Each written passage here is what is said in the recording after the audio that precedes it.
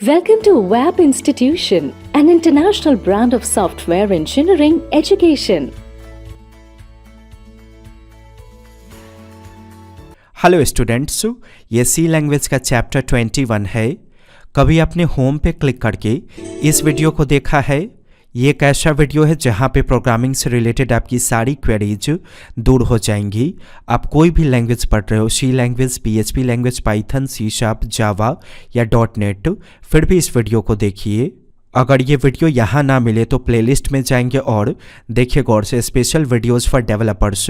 अगर आप इसे ओपन करोगे तो वैसी चीज़ों की जानकारी हो जाएंगी जो प्रोग्रामिंग करते वक्त आपको जानना चाहिए। काफ़ी इंपॉर्टेंट है, इस प्लेलिस्ट की सारी वीडियोस को ज़रूर देखिए। कुछ कॉमन सी चीज़ें हैं जिनको समझने का कोशिश कीजिए। मैंने इंट डेटा टाइप के अकॉर्डिंग x नाम का वेरिएबल प्रिपेयर किया। इसके माध्यम से मैं स्टोर करता हूँ 20। ये 20 क्या है? एक प्रकार का नंबर। ध्यान दीजिए, नंबर, कैरेक्टर, फाइल, ये सारी चीज़ें डेटा कहलाती है। जैसे आपने 200 लिखा, नंबर है तो इसे डेटा कहा जाएगा। कोई फाइल आपके पास है जैसे कि 1.mp3, ये भी डेटा कहलाएगा। आपने राइट किया a, ये भी एक प्रकार का डेटा कहलाएगा।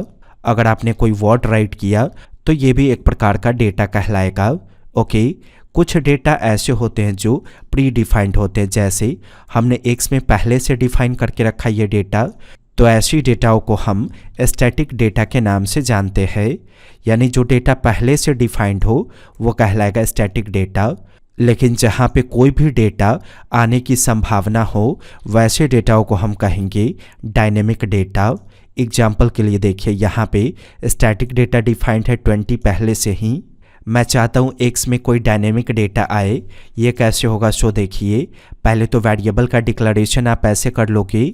एक और चीज़ है, एक तो आप वेरिएबल बनाते वक्त डेटा इसमें असाइन कर सकते हो। आप चाहो तो पहले वेरिएबल बना लो और फिर बाद में उसमें डेटा असाइन कर सकते हो। देखिए गौर से, यहाँ मैंने x नाम का वेरिएबल पहले बनाया और बाद में मैंने इसमें डेटा को असाइन कर दिया। तो ऐसे भी किया जा सकता है, या आप चाहो तो बनाते वक्त ही इस तरह से डेटा को असाइन कर दो। ओके, तो जब भी आपको डायनेमिक डेटा प्राप्त करना होगा किसी वेरिएबल में, तो इस तरह से वेरिएबल का सिर्फ डिक्लेरेशन करके उसे टर्मिनेट कर देंगे। और इसके ठीक बाद इस तरह से scanf नाम के फंक्शन को ऐसे कॉल करेंगे।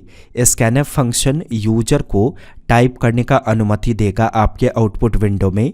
जैसे जब आप आउटपुट प्राप्त करते हो तो एक ब्लैक कलर का विंडो आपको दिखाई देता है।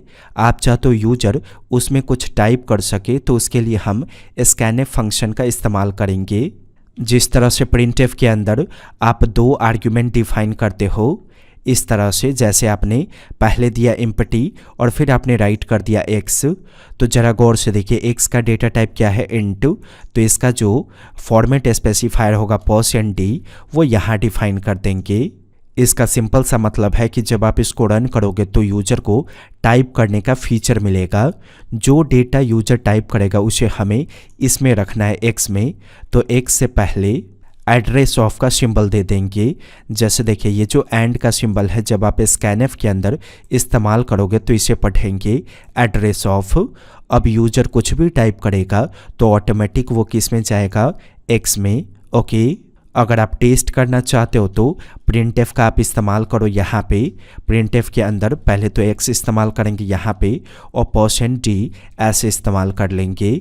याद रखिए, x का डेटा टाइप जैसा होगा, जैसे आपने x का डेटा टाइप int रखा तो यूजर सिर्फ इंटीजर डेटा ही टाइप करेगा तो x में रिसीव होगा। अगर यूजर ने कोई स्ट्रिंग टाइप कर दिया तो x में रिसीव नहीं होगा, वो गलत हो जाएगा। रन कीजिए, पेज को सेव कर लीजिए और बिल्ड एंड रन पे क्लिक करेंगे। देखिए, ऐसा फील हुआ कि कुछ टाइप करने को बोला गया। मैं यहाँ राइट कर देता हूँ 1 2 3, एंटर प्रेस कीजिए। देखिए 1 2 3 प्रिंट हो गया। तो ज़रा बताइए कि क्या ये 1 2 3 स्टैटिक डेटा है? नहीं, हमने यूजर को अनुमति दिया कुछ टाइप करने का, तो यूजर की मर्जी, यूजर जो चाहे टाइप करे। कोई यूजर 1 टाइप करेगा, कोई यूजर 1 2 3, कोई यूजर 10 टाइप करेगा, कोई यूजर 12। तो जहाँ पे एक निश्चित डेटा आने की संभावना नहीं हो वैसे डेटाओं को कहा जाता है डायनेमिक डेटा। अब जरा scanf के बारे में और ज़्यादा चीज़ को समझिए। और भी कुछ इंपॉर्टेंट चीज़ जानिए स्कैनफ के बारे में। एग्जामिनेशन में क्वेश्चन होगा स्कैनफ का क्या काम है, तो बताएंगे यूजर से इनपुट लेने के लिए स्कैनफ का इस्तेमाल किया जाता है। या कहीं पे अगर प्रोग्राम बनाना होगा कि यूजर से इनपुट लेके आप उसे प्रिंट करो, तो स्कैनफ के माध्यम से हम यूजर जो टाइप करेगा उसे प्राप्त कर लेंगे और प्रिंटफ के माध्यम से उसे प्रिंट कर देंगे। तो यूजर से इनपुट लेके प्रिंट करने का ही ये प्रोग्राम आपके सामने डिस्प्ले किया गया। यूजर से इनपुट लेके अगर उससे कैलकुलेशन परफॉर्म करना है तो कैसे होगा, सो देखिए 2-3 वेरिएबल को डिक्लेयर कर दीजिए। मैंने XYZ 3 वेरिएबल डिक्लेयर किया। आप इनपुट लेने से पहले यूजर को कोई मैसेज भी दे सकते हो। जैसे देखिए मैंने यहाँ पे प्रिंटफ का इस्तेमाल किया। यूजर को मैसेज देता हूँ एंटर फर्स्ट नंबर। ओके, इस मैसेज के नीचे टाइप करने वाला ऑप्शन होना चाहिए। तो टाइप करने वाला ऑप्शन आप कैसे दोगे, स्कैनफ के माध्यम से। आप यहाँ पे %d इस्तेमाल करो। क्यों %d इस्तेमाल करेंगे, क्योंकि हमें इंट वाला वेरिएबल यहाँ इस्तेमाल करना है। तो जो टाइप होगा वो x में जाना चाहिए, इसीलिए x के पहले एड्रेस ऑफ का सिंबल ऐसे दे देंगे। तो पहले ये मैसेज आएगा, फिर यूजर टाइप करके एंटर प्रेस करेगा तो x में चला गया। तो ऐसा करने से पहला नंबर आपको मिल जाएगा। फिर अगला नंबर प्राप्त करने के लिए आप यूजर को मैसेज दे दो। जैसे मैंने यहाँ पे मैसेज दिया एंटर सेकेंड नंबर। ओके, अब जैसे ही ये मैसेज आएगा यूजर को हम टाइप करने का फीचर देंगे स्कैनफ के माध्यम से। तो यहाँ देखिए मैंने %d का इस्तेमाल किया और एड्रेस ऑफ y का इस्तेमाल कर लेता हूँ। तो पहला नंबर जाएगा x में और अगला नंबर जाएगा y में। अब इसके बाद आप z का इस्तेमाल करो और इस तरह से डिफाइन कर दो x + y। तो जो भी नंबर इनपुट किया गया होगा वो कैलकुलेट होकर z में जाएगा। रिजल्ट को प्रस्तुत करने के लिए प्रिंटफ का इस्तेमाल कीजिए और यहाँ डिफाइन कर दीजिए %d और यहाँ राइट कर दीजिए z। क्योंकि z में इंटीजर होगा इसीलिए फॉर्मेट स्पेसिफायर %d देंगे। सेव करके रन कीजिए। देखिए पहला नंबर टाइप करने को बोला गया, मैंने टाइप किया 10, एंटर प्रेस कीजिए। फिर सेकेंड नंबर टाइप करने को बोला क्या, मैंने टाइप किया 20। देखिए रिजल्ट क्या आया 30। तो हमने डायनेमिक डेटा लिया क्योंकि ये डेटा निश्चित नहीं था, यहाँ यूजर कुछ भी टाइप कर सकता था। ओके, अब सपोज कीजिए किसी आउटपुट को प्रेजेंट करते वक्त आप उसमें स्ट्रिंग का इस्तेमाल करना चाहते हो, तो ये कैसे होगा। जैसे मैं चाहता हूँ योर आंसर इज, जो आंसर आए वो प्रिंट हो जाए। तो हम डुअल कोट के अंदर पूरा चीज़ राइट करेंगे जो भी हमें प्रिंट करना है। तो मैंने राइट कर दिया योर आंसर इज, %d की जगह क्या प्रिंट होगा, जो z में आएगा वो। ओके, तो ये जैसे है वैसे ही रह जाएगा, बस %d की जगह z में जो वैल्यू होगा वो आ जाएगा। सेव करके रन कीजिए। मैंने राइट किया 10, यहाँ राइट करता हूँ 40। देखिए गौर से मैसेज आया your answer is 50।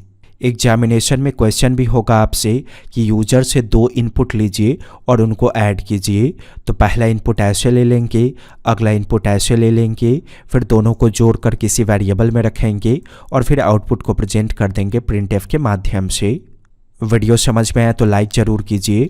Web institution की ऑफिशियल वेबसाइट पर विजिट कीजिए ताकि आप हमारे ऑनलाइन सॉफ्टवेयर इंजीनियरिंग क्लासेस के बारे में जान सको, क्योंकि इस तरह की कोडिंग सिर्फ BCA में एग्ज़ाम देने के लिए काफ़ी है। लेकिन अगर आप सॉफ्टवेयर इंडस्ट्री में जॉब करना चाहते हो तो आपको सॉफ्टवेयर तो बनाने आना चाहिए।